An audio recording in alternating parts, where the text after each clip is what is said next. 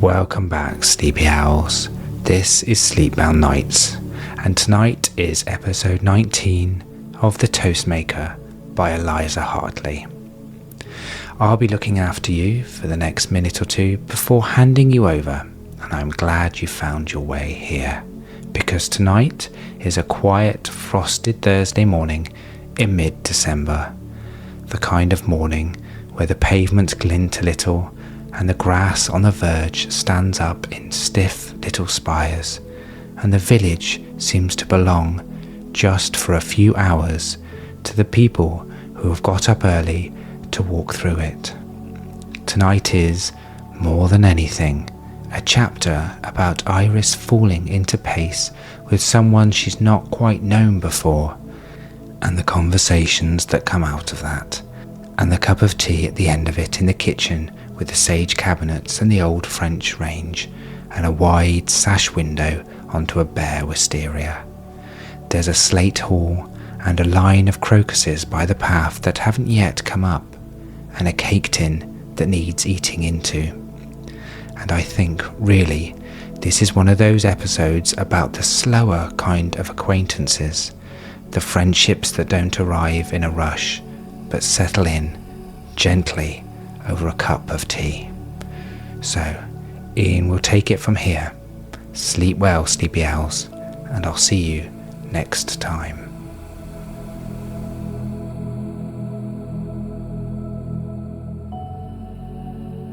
The B&B on Darlow Road. The frost on Thursday morning was the kind that turned the village into a place that needed to be stepped into carefully. Pavements glinted. The grass on the verge stood up in stiff little spires. Iris's boots, going down the lane to the church car park at 8:45, made the dry, crunching sound that frost made when it was thinking about ice and hadn't quite decided. She'd left Tom in the kitchen with a piece of toast and the radio. He was going to Greater Darlow for tile grout and possibly, if the weather held, a new brush head for the bathroom, because his current one had begun to look, in his words, like a hedgehog with a personal crisis. Iris had laughed and not corrected him and let him kiss her cheek with butter still on his lip.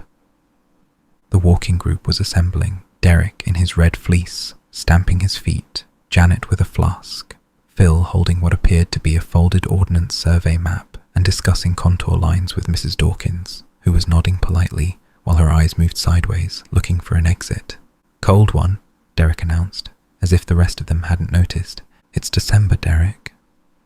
"December cold and February cold are different cold, Janet. You ought to know that. You taught geography." "I taught English. Phil taught geography." "Then Phil ought to know that," Derek said, undeterred, and clapped his gloved hands together with the energy of a man who'd been waking before 5 since the late 70s and saw no reason to stop now. Helen Marsh was already there. She stood a little apart from the others, near the lich gate, in a dark wool coat that looked older than anyone's coat should reasonably look while still being usable. A green scarf, well wound. Her hair was grey and short and unfussy. She had the still posture of someone who'd arrived early and was using the spare minutes to be alone in public, which was a different thing from being lonely. "Morning," Iris said. "Morning." Helen's voice, like everything about her, didn't waste itself. "Heavy frost. Mind the path past the allotments, apparently." "Apparently." A flicker of something, not quite a smile. "Derek's been telling everyone that for 3 weeks. The path is fine. The path is always fine. He just likes saying it." "He likes saying most things." "He does." Helen tucked her gloved hands under her arms. "But he's a good walker. Steady pace. Doesn't stop for photographs." "Phil stops for photographs. Phil stops for hedgerows. He'll stop for a hedge that has a slightly different angle from the hedge 20 yards back, and explain why at length." This was, Iris realised, the longest exchange she'd had with Helen Marsh. They had walked together a handful of times now, 6, perhaps 7, and the conversation had never quite grown beyond 2-sentence transactions. The frost, the mud, whether Mrs. Dawkins was attempting the Cobb's farm loop or going back at the gate. Now and then a comment about a bird, identified flatly and without expansion. Today felt slightly different. Iris couldn't have said why. Maybe just that she had got out of bed thinking about the recipe box on the shelf, about Mary's letter, about the unfamiliar weight of being someone who'd been written to by a stranger, and the cold air had made her receptive in ways she hadn't planned for. Derek raised his stick. Right, 3 miles, Cobb's Lane, up the hill, back through the churchyard. Pace your own pace. We'll regroup at the stile. Anyone who falls behind gets brought back via dog walker. No exceptions. Has that ever happened? Iris asked Helen as they fell in at the back. Not that I know of. He says it every time. I think he likes the idea that someone might require rescuing. They went out onto the lane. The walk took its usual shape. Derek and Phil up front, Phil pointing at things, Derek either agreeing or cheerfully contradicting. Janet and Mrs. Dawkins in the middle, talking about the church flower rota and a man called Brian who had apparently said something at the parish council that Janet was still working through. Gerald Fenton bringing up a slow rear with his stick and his mottled cheeks and the air of a man who walked because his brother walked and would not, under any circumstances, say so out loud. Helen and Iris fell somewhere between the middle and the back. Their pace matched, which Iris noticed and didn't comment on. There were people whose strides agreed with yours and people whose didn't, and walking with the wrong stride was a small unhappiness that built up over a mile. The frost lay heavily on the fields. Each tussock of grass had been outlined in white, each bramble bush dusted along its top edge, as if a baker had gone over the hedgerows with a fine sieve. The breath came out and stayed in clouds that drifted behind them. Iris's nose had started running within 5 minutes, which was a humiliation she'd come to accept as part of the bargain of being outside in December. "You all right?" Helen asked when they had walked perhaps 3/4 of a mile in companionable silence. "Fine. Cold. You looked tired at the gate." "I am tired. We had Mr. Pritchard round yesterday." "For the recipe box?" Iris glanced at her. The word travelled, as everything did. Of course, Helen knew. The village had probably had the recipe box catalogued by Tuesday afternoon. "For the recipe box," she said. "Margaret told me at the bakery this morning. She didn't know all the details, but she knew it had happened." Helen's eyes stayed on the path. "She said you cried." "Did she?" She approved. Margaret thinks people who don't cry at the right things are missing something. That sounds like Margaret. Margaret is who she is, in concentrated form. Helen stepped over a frozen puddle without breaking stride. "I knew Mary slightly, not well, well enough to receive an opinion about my front hedge in 2021. Was she right about the hedge?" "She was. I cut it back the following spring. I never told her because I didn't want her to be smug, and now I'm sorry I didn't because she'd have enjoyed being smug, and there's no good reason to deny the dead a small satisfaction." Iris laughed. It came out as a short white plume in the air. The path narrowed for 100 yards, hedge on either side, and they walked single file. Helen went ahead.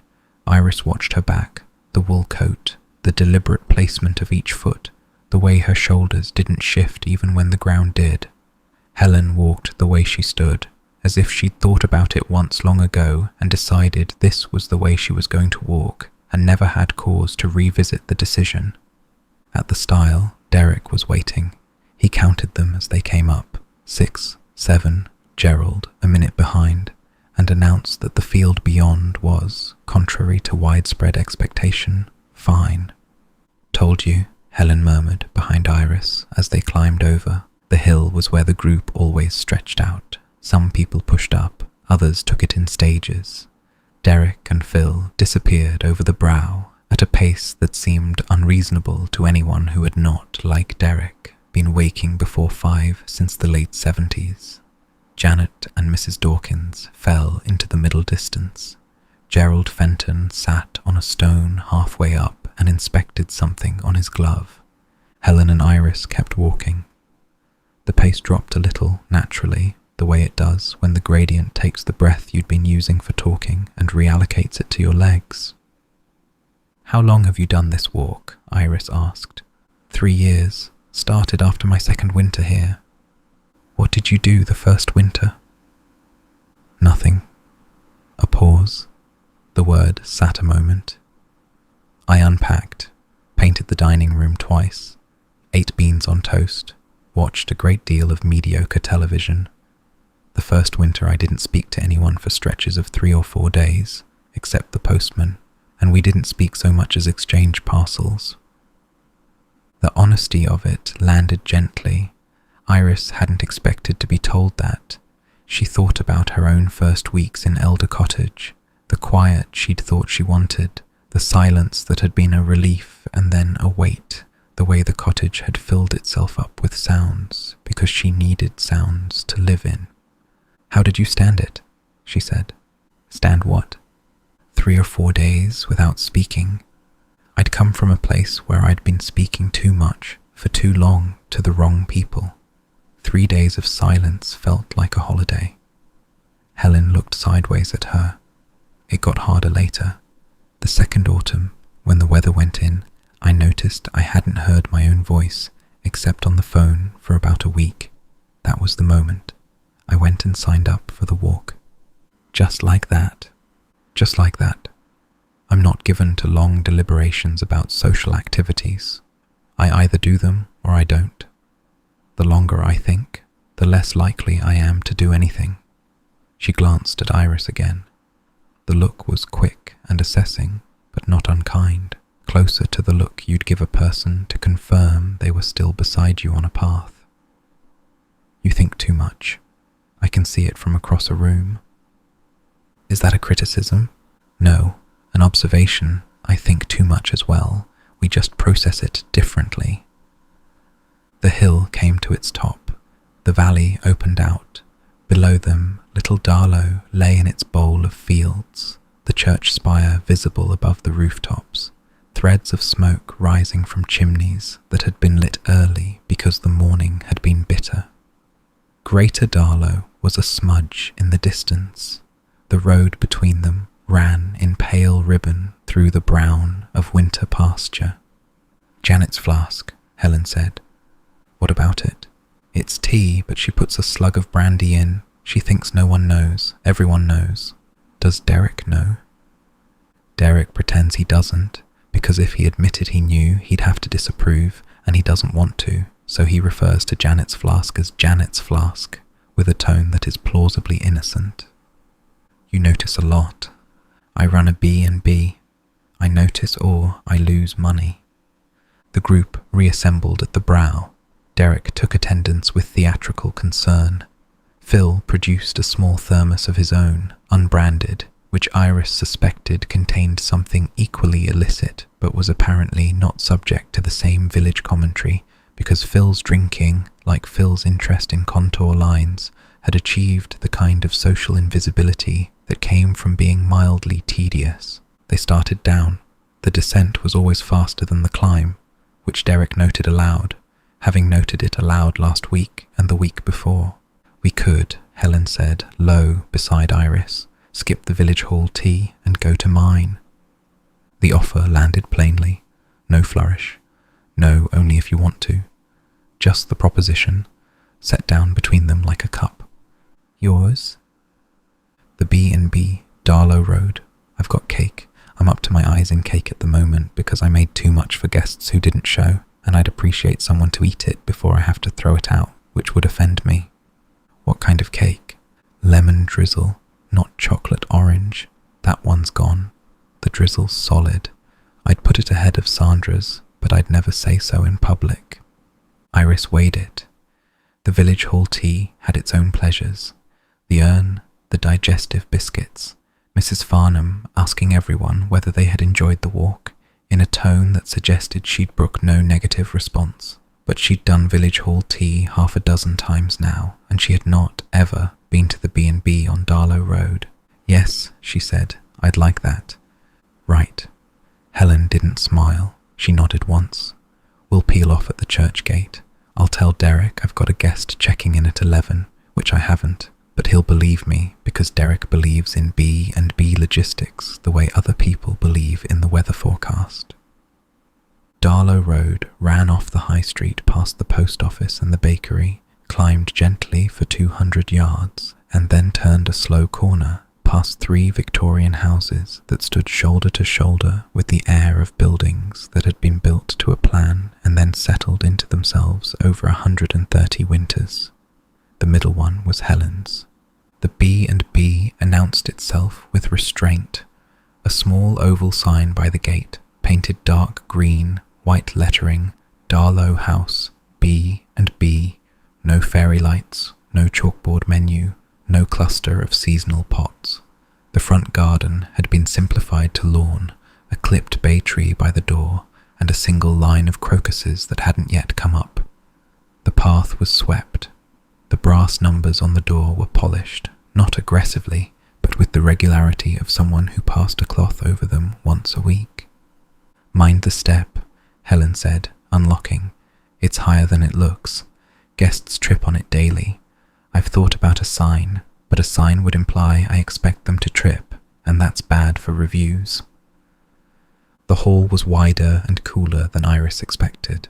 Slate floor, a long Persian runner, a coat stand on the left holding 2 of Helen's coats and what looked like an older one she hadn't worn in a while. A small reception table, really just a polished oak side table, held a leather guest book and a brass bell that had the heavy stillness of an object nobody actually rang. The walls were a soft grey with white woodwork. A hallway clock ticked, audible without being loud, the way good clocks did. In here, Helen said, the kitchen was at the back through a wide arch. It opened up, the ceiling rose. A tall sash window framed a long, narrow garden ending in a brick wall where a wisteria, bare for the season, traced its ladders against the brickwork.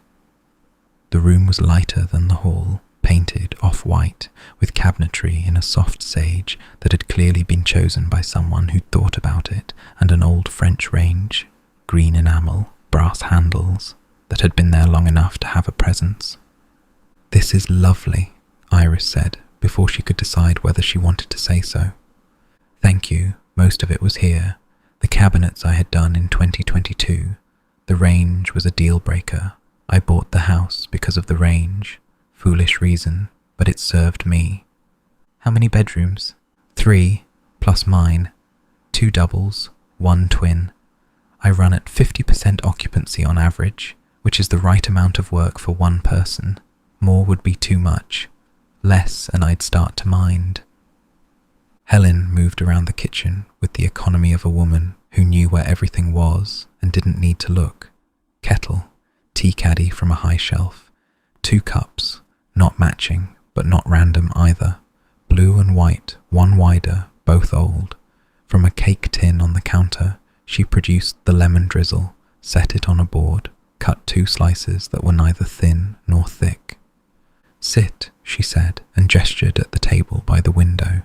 Iris sat. The chair was solid and unembellished and didn't creak. The garden through the window had a stillness to it, December's stillness, the after-frost stillness, when the light had reached the back wall, but the ground hadn't yet shifted from its night colour. "I read your file," Helen said, setting down the tea. "My file?" "Figure of speech, the one that exists in everyone's head about you. In this village, you moved here from Reading, marketing job, cottage with the leaning fence, Tom Avery, the marmalade, the recipe box yesterday. I can recite it. You could probably recite mine." "I don't think I have your file. Yours has gaps." "Mine has gaps deliberately." Helen sat. She poured. The tea came out the colour of strong honey. "I don't volunteer. I don't lie. People can ask, and I'll usually answer, but I don't put it on a notice board. The result is gaps." "Mr. Pritchard said you still act like you've just arrived." "I know he did. He said it to my face in 2023 in the post office. He wasn't wrong then, and he's not wrong now. I don't think it'll change." "Do you want it to?" Helen looked at her. The look was steady, neither warm nor cold. the look of a woman taking a question and giving it its full weight before answering. "No," she said, or more accurately, not in the way the village wants me to. She drank her tea. Iris drank hers. The cake was good, better than good. The lemon was sharp where it should have been sharp. The sponge gave under the fork. The drizzle had set into the top in fine sticky lines that came up with the spoon. Iris thought of saying so, and then realised Helen would dismiss the compliment, so she just ate. "Bristol," Iris said. "Bristol. You came from Bristol." 5 years ago in October, I drove up with my car packed and a removals van behind me and slept on the floor of the front bedroom because the bed hadn't arrived. Rained that night. Slate roof. No insulation in the loft yet. Sounded like the world was trying to break in. Helen paused. I remember thinking, good. Good? Good, as in, now I know I'm somewhere. I'd been somewhere for 31 years that I'd stopped feeling I was in. Bristol sort of happened around me. I worked in NHS administration, hospital trusts, then commissioning, then back into a trust. Same desk for 14 years at one point, with the office reshuffled around it 3 times. The desk stayed, I stayed. What happened? Nothing dramatic. That's the thing people don't believe when I tell them. They think there must have been a moment, a row, an affair, an illness, a death. There wasn't. I had a perfectly civil marriage that thinned out over 22 years until it wasn't a marriage so much as 2 people who shared a council tax bill. We didn't fight. We didn't talk, but we didn't fight. He took up sailing in his 50s, and I didn't. He spent more weekends in Lymington and fewer at home. One evening, I walked into the kitchen and he was standing at the sink with his back to me, and I realised I couldn't remember the last time we'd had a conversation that wasn't about logistics. "What did you do?" I asked him whether he wanted me to leave.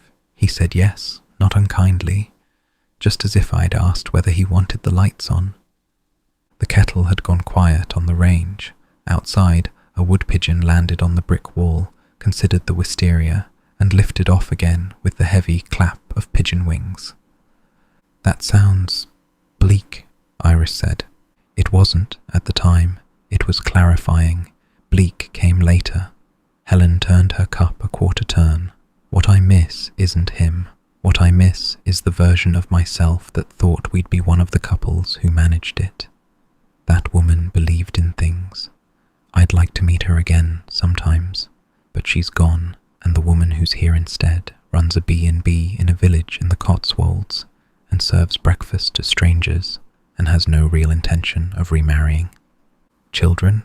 1, a son, Daniel, 34, lives in Edinburgh, works in something to do with fund management, which I don't understand, and he stopped trying to explain. He visits twice a year, phones every other Sunday. We get on, we're not close. I wanted us to be close once, and I learned eventually that close isn't always available." Iris held her cup with both hands. The kitchen was very still. From somewhere upstairs came the small ticking sound of a radiator coming on, then settling. "Does that sound terrible?" Helen said. "I can tell from your face you think it sounds terrible." "No, I think it sounds accurate, which is rare." "Accurate is the best I can do." Helen ate a bit of cake. "I had a friend in Bristol who said the trouble with me was I treated my life like a balance sheet. I told her she'd never run a balance sheet, and she'd be surprised how generously I treated mine. Does she still talk to you?" "She does. We meet for lunch in Bath twice a year. We don't quite get on, but we've been friends for so long that we've moved past needing to. There's something to be said for friends you don't entirely like. They don't lie to you." Iris thought about Rose, about the chips at the King's Head, the laughter, the lasagna story, the unself-conscious hug at the door, about how that kind of friendship had landed on her like sun through a window, warming, sudden, generous. Helen was a different room altogether. The window was higher, the light came in cooler, but it was a room, and it had a chair, and Iris was being offered the chair without conditions. "Why did you choose here?" she asked, "of all places?" process of elimination. I knew I wanted out of Bristol. I knew I wanted to run something. I'd always thought a B&B would suit me.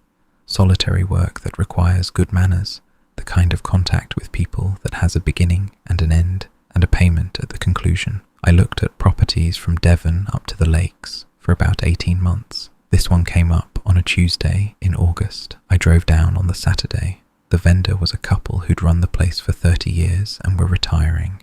The wife showed me round and then took me into this kitchen and made me tea exactly here with the same kettle and asked me what I'd been running from.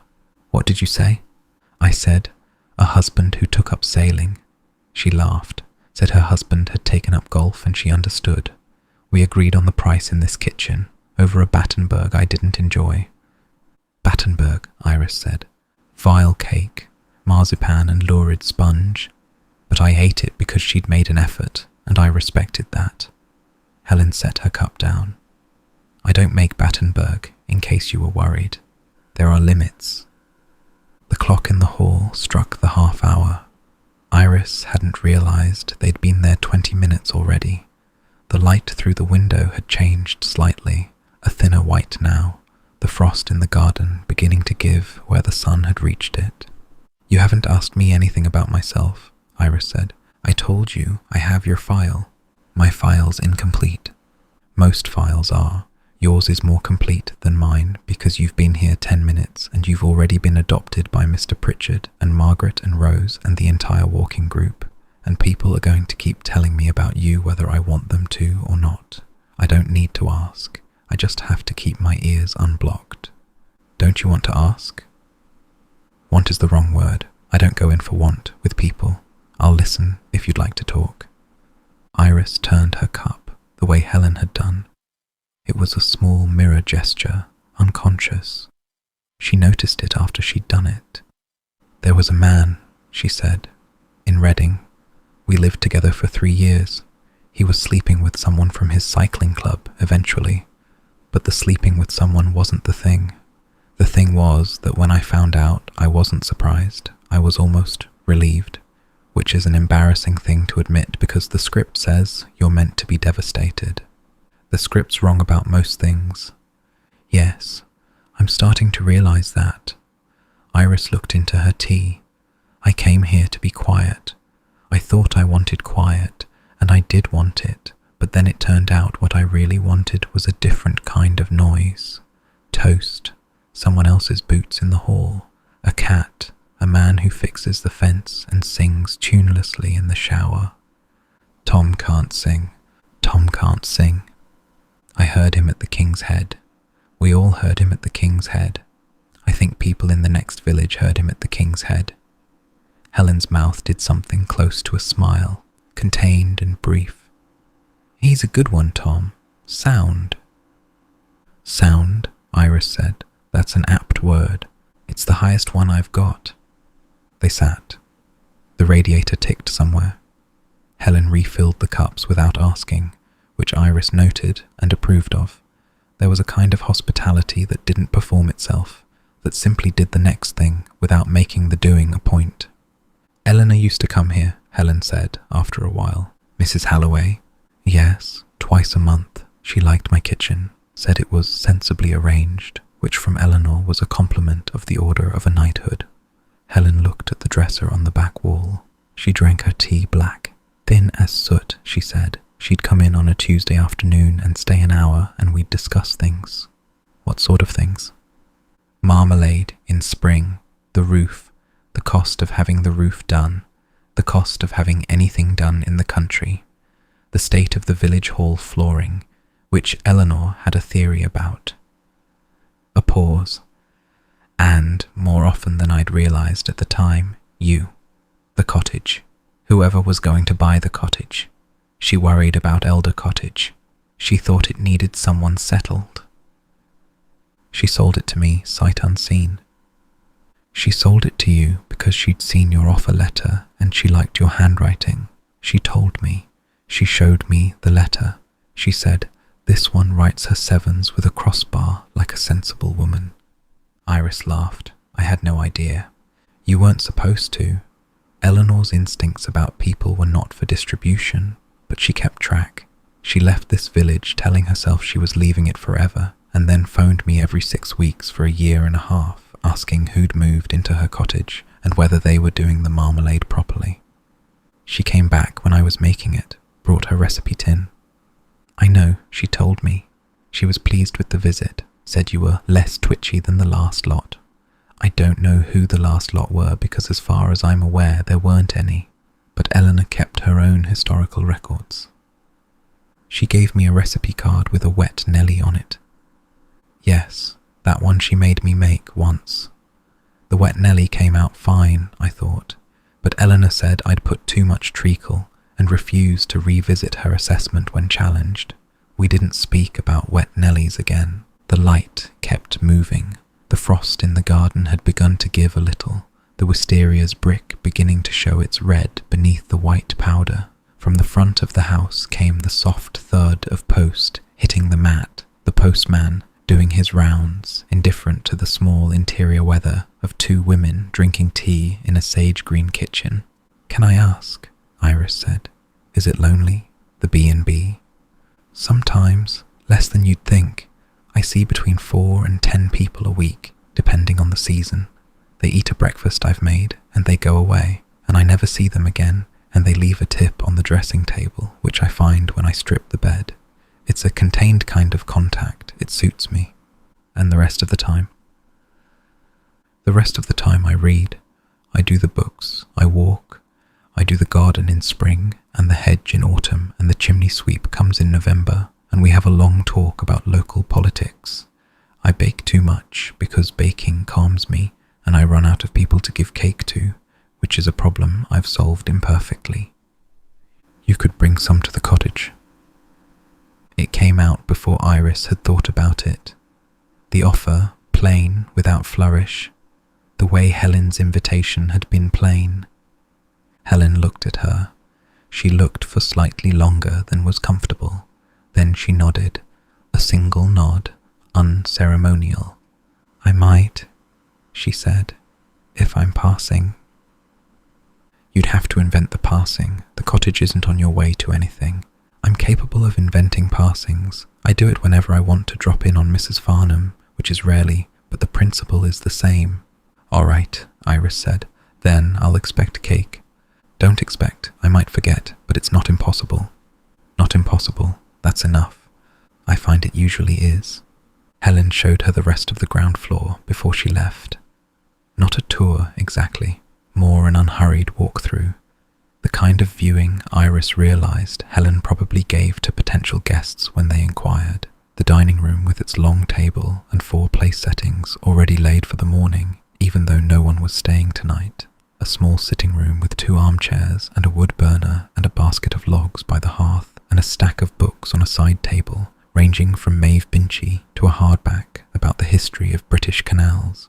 "Eclectic," Iris said, looking at the books. "Guests leave them. I don't mind. I read the ones that interest me, and the others sit there for the next person. The canal book has been there 4 years. I think it's reached the end of its journey." The hall again. Coat, scarf, the slate floor beneath Iris's boots. "Thank you," she said. "You're welcome. Go carefully on the path. The frost'll have come off the lane by now, but Darlow Road stays in shadow until 11. Will I see you Thursday?" "Probably, if Derek doesn't talk me out of it through sheer persistence." Helen opened the door. The cold came in. They stood for a second, neither of them quite ready to do the small theatre of goodbye, and Iris realized that for the first time in this kitchen they were both briefly slightly awkward. 2 women who had said more than they'd planned to and were trying to step back into the ordinary register of acquaintances without overplaying it. "Right," Helen said. "Off you go." "Right." "Tell Tom I said his roof's gone on neatly. I saw it from the lane." "I will. And tell Mr. Pritchard, if you see him before I do, that the chocolate orange is gone, but I'll do another one for the Christmas Eve service. He won't ask, because he's a man, but he'd like to know." "I will."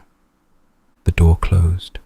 Iris stood on the path a moment, settling her scarf, hearing the bolt slide on the inside, not because Helen wanted privacy, but because that was what she did with doors. The frost was retreating from the path, dark patches showing where the slate underneath had warmed. The bay tree in its pot had a halo of white around its base. She walked. The high street was busier than it had been at 9. The bakery had its window steamed up. Outside the post office, 2 women Iris didn't know were having a conversation about a dog. Sandra waved from the bakery doorway, holding a tray. "Iris, have a mince pie. They've come out wonky. I won't be selling them." "Oh, thank you. I won't say no." Sandra wrapped one in greaseproof paper and pressed it into Iris's gloved hand. "On the house. Tell Tom they're better than they look. Wonky doesn't mean wrong." "Wonky doesn't mean wrong," Iris repeated. "I might embroider that on a cushion." "You'd be the first person in this village to embroider anything who isn't Janet Harris, and Janet stopped because of her thumb." "Her thumb?" "Don't ask. She'll tell you. At length. Twice." Iris went on. She could feel the warmth of the mince pie through the greaseproof paper. She thought about eating it on the walk home, and then decided against it. She wanted to share it with Tom, even though it was small enough to be a single greedy mouthful, because that was the kind of thing she did now, without remarking on it. Keep small things, to share. Past the church, past the turn to back lane, past the spot where the verge dipped slightly, and you could see, through a gap in the hedge, the back of the bakery and the church steeple together, framed. The cottage came into view. Smoke from the chimney. Tom must have lit the wood burner when he got back from Greater Darlow, which meant the new brush head had been acquired and the bathroom dignity was on the way to being restored. The fairy lights weren't on. They wouldn't be until 6. The fence stood as it had stood since November, plumb and treated, and the gate opened with the small protest it had developed since the cold set in, which Tom had said he'd see to and hadn't yet, which was fine, because he'd see to it eventually, and the fixing didn't need to be hurried. Moss was on the windowsill, watching her come up the path. He didn't move. Moss conserved movement for things that mattered, like food or the back door opening unexpectedly. But he tracked her with his eyes, and his tail flicked once in greeting or judgment, hard to say which. Inside, the cottage was warm. Tom was at the kitchen table with the new grout, 2 trays, and a mug of tea, frowning at a small instruction leaflet in the way he frowned at all instruction leaflets, which was as if they had personally insulted his lineage. "Hello," he said. "Hello." She came round and kissed the top of his head. He smelled of the van, compost, sawdust, the cold, and underneath it of the rosemary soap from the bathroom, which she hadn't realised she liked the smell of until she'd started smelling it on someone else. Mince pie. Mine. Ours. Sandra made wonky ones. She always does. She says it's quality control. The truth is she overfills them and they go sideways. Either way, half each. He broke the pie. They stood at the counter and ate the halves. The pastry was buttery and the mincemeat was the proper sort, brandy-soaked, dense. Moss came down off the windowsill with the gravity of a small judge and sat between their feet on the lino, looking up. Not for cats. He doesn't believe you. He'll have to learn. Tom finished his half. How was the walk? Cold. Frost on everything. Derek warned us 4 times about the path past the allotments. 4. Possibly 5. I lost count after 3. And the hill. Done. Phil had a flask. Janet had a flask. Phil's flask is allegedly empty by the village hall, but Helen says Phil's flask is never empty. It just changes contents. Helen. Tom looked at her. He noticed things when noticing was needed. He was quiet about it, but he noticed. You went to Helen's. I went to Helen's. The B&B, Darlow Road. What's it like? Sage cabinets, slate hall, old French range in the kitchen. She'd made a lemon drizzle and didn't want it to go to waste. Which is true. She also told me about Bristol and her husband and her son in Edinburgh and Eleanor, who liked my handwriting, which is news to me. Crossbar sevens. You knew? Mum mentioned it. She said Eleanor had said something to her at the post office about the new one's letter being satisfactory. I didn't know it was about handwriting. Iris shook her head.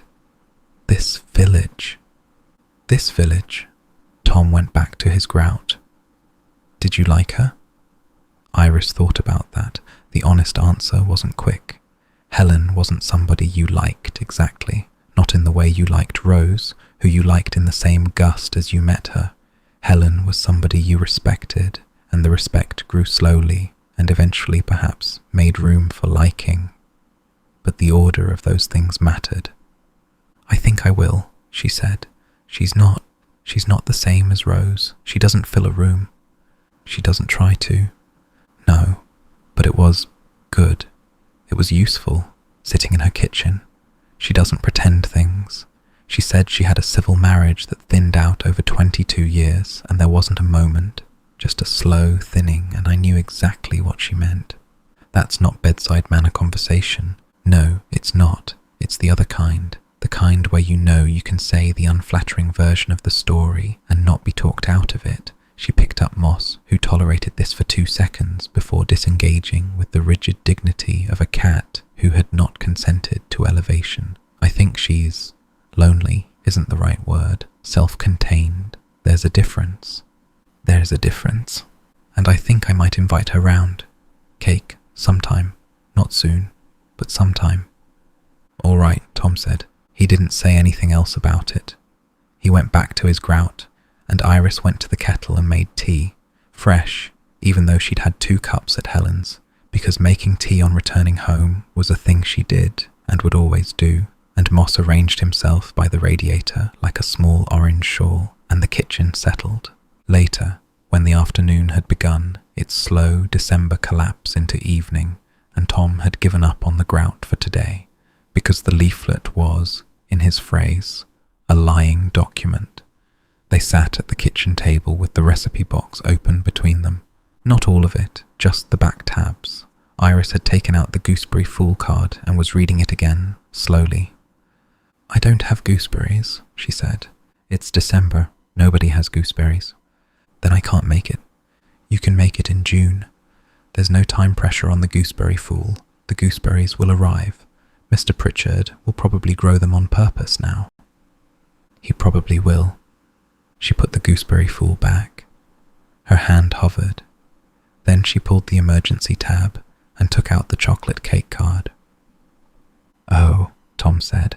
It says for evenings when the world is too much. The world isn't too much. The world's actually quite manageable today.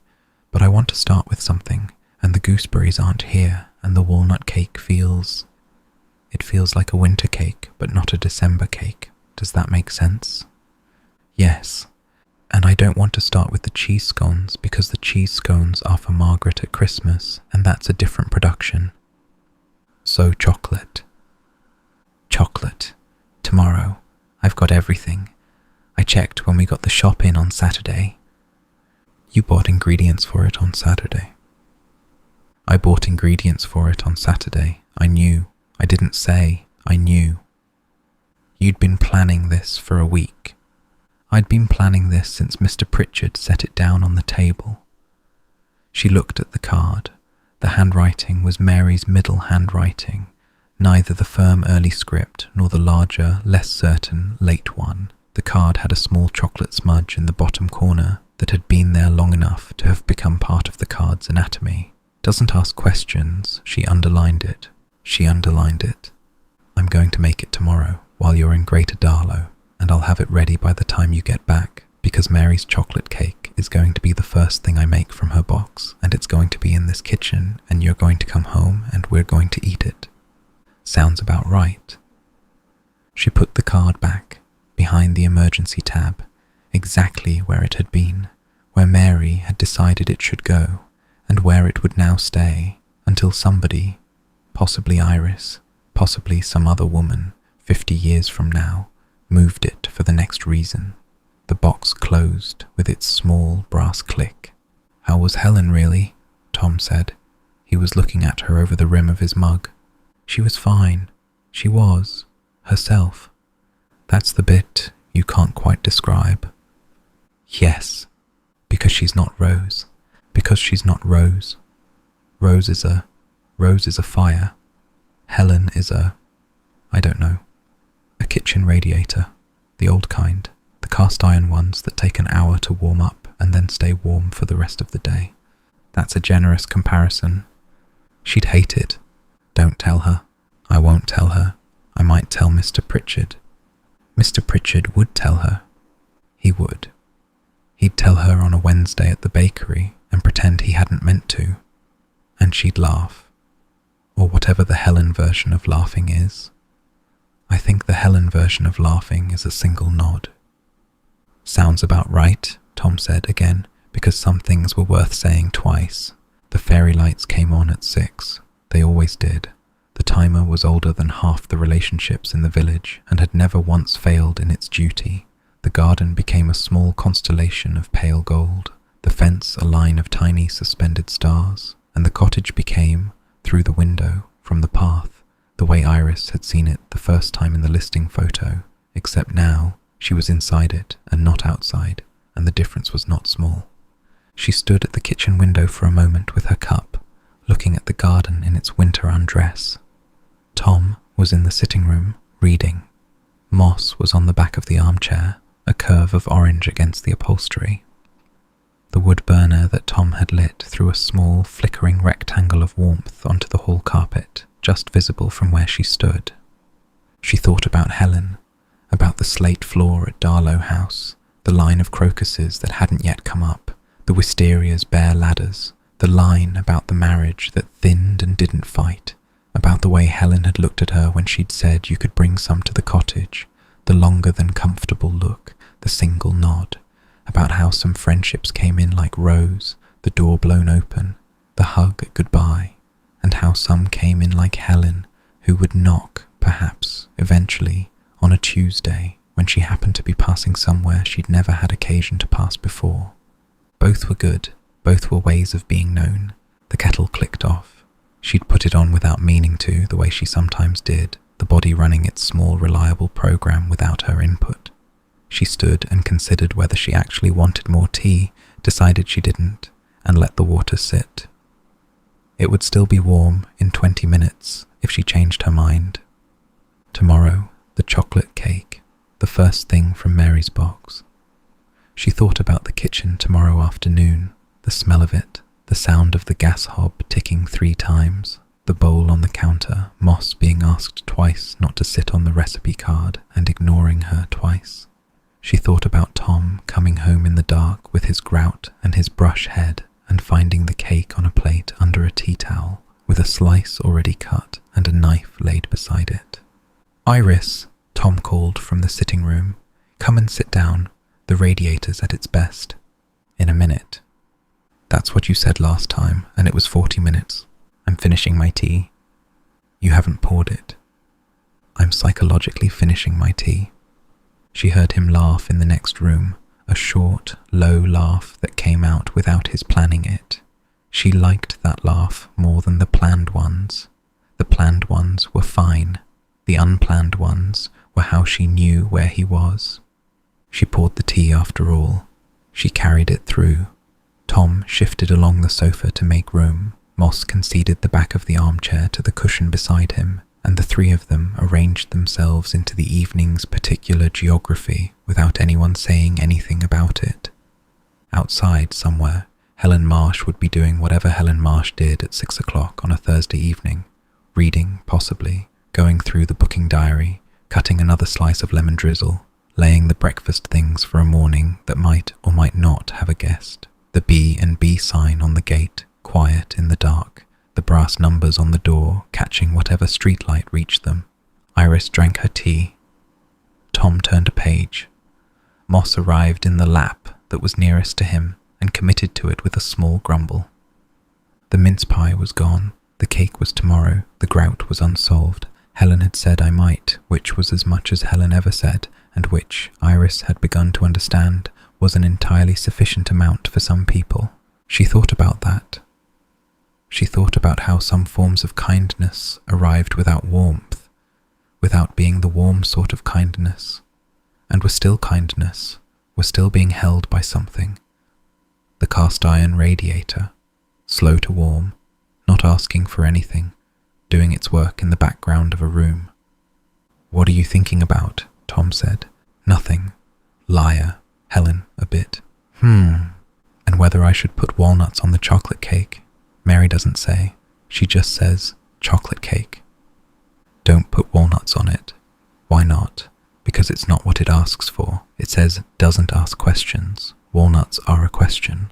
All right. Also, Mum will smell the walnuts in this house from across the village and turn up unexpectedly with shortbread, and we've had a lot of shortbread. We've had a lot of shortbread. We've had so much shortbread. She laughed. He laughed. Moss, between them, did the small body rumble that was his version of laughing, or, more probably, of remarking on the temperature.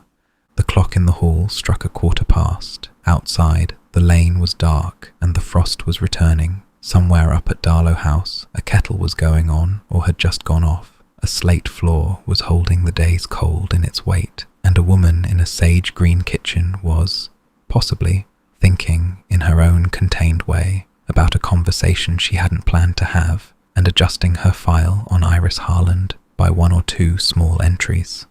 Iris closed her eyes, just for a moment. The wood burner ticked, the cat purred. The man beside her turned a page and didn't ask her to do anything other than sit there. It would do. It would more than do. Tomorrow there would be chocolate cake. The day after that, possibly nothing. The day after that, possibly Helen at the door with a cake tin and an invented reason for being on this lane, looking lightly embarrassed and lightly defiant, and Iris putting the kettle on without comment, and Tom retreating to the sitting room with the wisdom of a man who had grown up in a village and knew when not to crowd a kitchen. Tea and toast had got her here, tea and lemon drizzle had got her further. The fairy lights kept their golden line through the rain that wasn't quite there yet, and the cottage held on, and the cat purred, and Helen, somewhere up the lane, locked her front door for the night, and Iris, without quite meaning to, fell asleep on Tom's shoulder with her cup still half full in her hand. Tom took the cup. He set it on the side table. He didn't wake her. He marked his page, switched off the lamp on his side, and let the wood burner do its work, and the fairy lights do theirs, and the night come in slowly the way the night came in this far from anywhere else. The evening, in its way, was exactly what it had needed to be,